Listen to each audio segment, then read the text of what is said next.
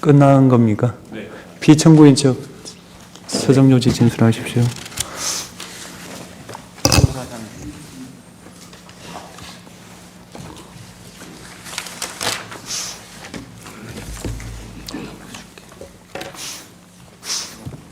네, 이동천 변호사입니다. 서정요지 진술하겠습니다.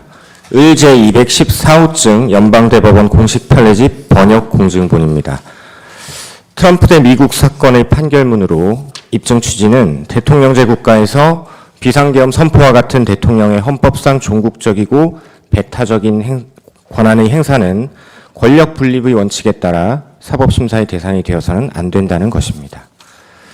이 사건은 트럼프 대통령이 2020년의 대통령 선거 결과를 부정하고 번복하려는 여러 시도를 했다고 하여 국가 기망, 공식 절차 방해 등 4가지 범죄 혐의로 형사소추된 사건이었고, 트럼프는 당시 대통령으로서의 면책 특권을 주장하며 공소기각을 요청하였습니다. 이에 대해 2024년 7월 1일 미 연방대법원이 선고한 판결의 요지는 다음과 같습니다. 미국 헌법 제2조는 행정권은 대통령에게 속한다라고 규정하고 있다. 문헌에 상관없이 대통령의 행위 권한은 불가피하게 의회의 법률이나 헌법 자체에서 나온다. 후자의 경우, 즉 헌법 자체에서 나오는 대통령의 권한은 때때로 종국적이고 배제적이다. 그런 권한을 행사할 때 대통령은 자신이 취하는 조치가 의회의 명시적 또는 묵시적 의지와 양립할 수 없더라도 행동할 수 있다. 대통령의 배타적인 헌법적 권한은 당의 사안에 대한 의회의 행위가 불가능하게 한다. 그리고 법원은 헌법이 대통령에게 배타적으로 부여한 권한에 따라 대통령이 행동할 때 대통령의 재량권에 대한 사법심사를 할 권한이 없다. 즉 연방대법원은 헌법의 권력 분립 구조에 따른 대통령 권한의 본질로 인하여 대통령의 헌법상 종국적이고 배제적인 권한 행사에 대해서는 의회뿐만 아니라 법원의 심사 대상이 되지 않는다고 판결한 것입니다. 구체적으로 판결문에서는 권력 분립이라는 지속적 원칙이 이 결정의 기준이 되어야 하고, 권력 분립 체계에서 대통령은 핵심적인 헌법적 권한의 행사 때문에 소추될 수 없으며 최소한 모든 공식 행위에 대한 소추에서 추정적 면책 특권을 누릴 자격이 있다라고 판시하였습니다. 그리고 그 주요 논거는 다음과 같습니다. 헌법에는 대통령 면책 조항이 없는 것이 사실이다. 그러나 거기엔 권력 분립 조항도 없다. 하지만 그 원칙은 대통령을 분리하고 권력을 분리하고 행정권을 대통령에게만 부여하는 3개의 조항에 의해 헌법 문구에 분명히 새겨져 있다.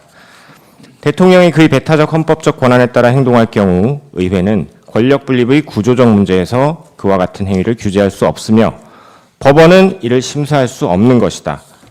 그리고 연방대법원은 헌법 제정자들의 의도를 다음과 같이 설시하고 있습니다.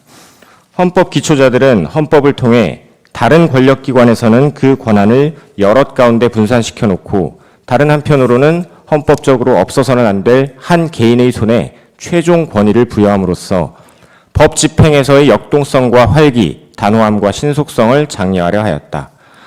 헌법은 정부의 효과적인 작동에 대한 방해를 용납하지 않는다. 가장 큰 공익의 존재는 대통령에게 그 직무를 두려움 없이 공평하게 처리할 수 있는 최대한의 능력을 제공하는 데 있다고 할 것이다.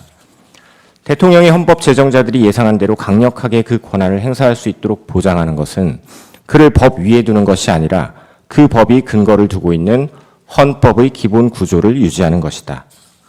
법원의 사법심사의 책무는 대통령의 권한이 정당한가 하는 문제와 그 권한 행사를 통해 달성하려는 동인을 혼동해서는 안 되고 대신 공화국의 권력 구조의 균형에 지속적이고 중요한 영향을 미칠 결과를 염두에 두고 이루어져야만 한다. 또한 법원은 대통령의 행위가 일반적으로 적용되는 하위 법률을 위반했다는 이유만으로 그것을 비공식적인 행위로 간주해서는 안 된다. 면책이 없다면 전직 대통령들에 대한 이와 같은 유형의 기소는 금세 일상화될 수 있고 이러한 당파적 갈등의 순환으로 인해 대통령직과 정부가 약화되는 결과는 바로 헌법 제정자들이 피하고자 했던 것이다 라고 판시하였습니다. 그리고 연방대법원은 판결의 지침으로 다음과 같이 초대 대통령 조지 워싱턴의 관점을 소개하고 있습니다. 조지 워싱턴은 자신의 고별 연설에서 국민들에게 자유의 완전한 보장과 일치하는 만큼의 역동성을 지닌 정부는 필수적이라고 상기시켜준 바 있다. 그는 파당의 모략에 견디기에 너무 무력한 정부는 복수심으로 잔뜩 날을 세운 한 파당이 다른 파당을 번갈아 지배하는 가공할 전제주의로 이어질 수 있다고 경고하였다. 그리고 그러한 악순환을 피하는 길은 지배 권력이 적절히 분배되고 조정된 상태를 유지토록 하는 것이라고 설명하였다. 이 항구적인 원칙들이 이 사건에서 대법원이 내리는 판결의 지침이다. 헌법 기초자들이 설계한 권력 분립 체계는 항상 활기차고 독립적인 행정부를 요구해왔다. 따라서 대통령은 자신의 핵심적인 헌법적 권한을 행사한 것으로 인해 기소될 수 없으며 대통령은 그의 모든 공식 행위에 대하여는 최소한 형사소추로부터의 추정적 면책을 누릴 특권이 있다. 이 사건은 240년 가까운 미국 대통령제 역사에서 건국 이래 최초로 대통령의 재임 중 행위에 대하여 전직 대통령이 소추되고 법정에서 다루어진 사례입니다. 그러한 점에서 이 사건 탄핵 심판에서도 고려돼야 할 중요한 법리를 포함하고 있는 그리고 시의성 있는 판결입니다.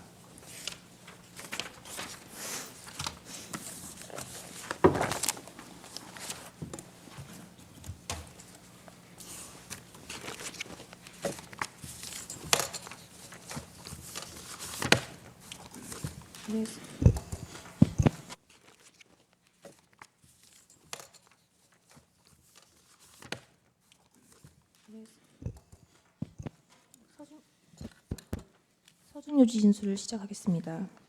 지난 기일에는 국가안보와 관련하여 민주노총 간첩 판결에서 간첩들의 지령이 우리 사회의 모든 갈등을 그대로 지시하고 있음을 확인하였습니다.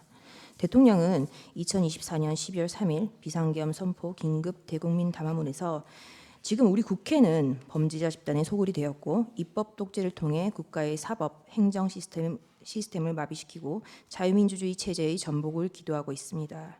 자유민주주의의 기반이 되어야 할 국회가 자유민주주의 체제를 붕괴시키는 괴물이 된 것입니다. 라고 하였습니다. 또한 저는 북한 공산 세력의 위협으로부터 자유 대한민국을 수호하고 자유 헌정 질서를 지키기 위해 비상계엄을 선포합니다. 라고 하였습니다. 지금 현재 국회 현황입니다. 의제 233호 중에 69입니다. 국회의원 300명 가운데 7.6%인 23명이 국가보안법 위반 전과를 가지고 있다. 더불어민주당 19명, 조국혁신당 2명, 국민의힘 1명, 무소속 1명. 최초 당선인 기준으로 현재 구속된 조국혁신당 대표도 포함하는 수치다. 이 중에서 징역형을 가장 길게 받은 사람은 민주당 박선원 의원과 진성준 의원이다. 박선원 의원은 반미 학생운동 조직 삼민투, 민족통일, 민주쟁취, 민중해방투쟁위원회 위원장으로 1985년 미국 문헌 점거 사건 배후 인물로 3년을 감옥에서 보냈다. 문재인 정부 때는 국가보안법 전과자 출신인데도 국가정보원 기획조정실장 1차장을 역임했다. 정청래 의원은 1989년 한미 FTA 반대를 목적으로 주한미국 대사관을 점거하고 폭탄 투척 및 방화를 기획한 혐의로 징역 2년을 살았다. 제22대 국회 국가보안법 위반 전과자 당선인 명단은 다른 범죄가 아닌 국가보안법 위반 전과자 당선인 명단입니다. 민주당 이하경, 윤후덕, 이용선, 김남근, 박선원, 정태호, 김민석, 서영교, 이인영, 김태년, 정청래, 오기영, 이연희, 진성준, 박홍근, 송재봉, 윤건영, 김성회, 박상혁입니다. 그리고 조국혁신당, 조국, 정춘생, 그리고 국민의힘 최영두, 무소속 김종민입니다. 의제 233호증이 70호증입니다. 이재명과 경기동부연합의 관계에 대하여 기사하고 있습니다. 경기동부연합은 북한 정권을 추종하며 대한민국이 북한에 흡수합병되는 고려 연방제 통일을 목표로 하는 주사파 중의 핵심 세력으로 반체제 세력이고 경기동부연합의 수계는 내란 선동 등의 혐의로 수감되었던 이석기 전 통진당 의원, 문재인 대통령은 2021년 12월 24일 이석기를 가석방하였다.